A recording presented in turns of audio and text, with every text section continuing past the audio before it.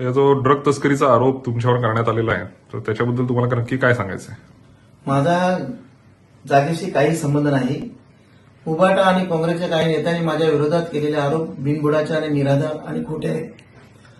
केवळ सनसनाटी निर्माण करण्यासाठी ते केले जात आहेत. एमडीचा साठा जिथे सापडला ती जमीन भोईन शेतकऱ्यांच्या मालकीची आहे. तो कारखाना किंवा जमीन माझ्या मालकीची नाही. ती जमिनीशी माझा कोणताही संबंध नाही. माझ्या मालकीच्या कोणत्याही जागेवर छापा टाकलेला नाही. जिथे छापा पडलाय ती जमीन जमिनीपासून 2.5 ते 3 किलोमीटर आहे. माझ्या जमिनीचा सातबारा 17/1 या क्रमांकाचा आहे. ही सातबारा आहे. अंतर छापा पडलेला त्या जमिनीचा सर्वे क्रमांक 4/1 आहे. आणि सुषमाताईंनी जरा माहिती घेऊन जर बोलले असते तर बरं झालं असतं.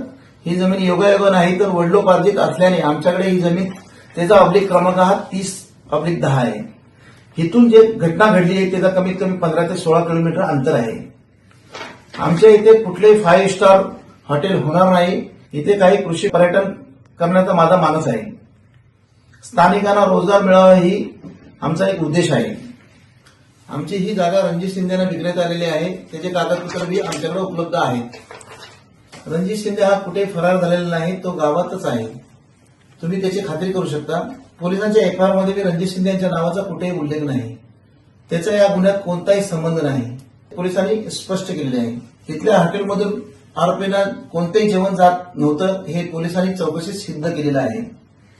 केवळ राजकीय दोषापोटी हे सर्व आरोप केले जात आहे. आमच्या कुटुंबाला बदनामी कट रचला जातोय. बदनामी करणाऱ्या कायदेशीर नोटीस मी देणार आहे. त्यांनी आरोप मागे घेतले नाहीत तर त्यांच्या विरोधात आबरू नुकसानाचा दावा दाखल केला जाईल. आणि जे आरोपी या गुन्ह्यामध्ये पकडलेले आहेत त्यांना सक्त आणि कठोर कारवाई झाली पाहिजे या मताचा मी आहे.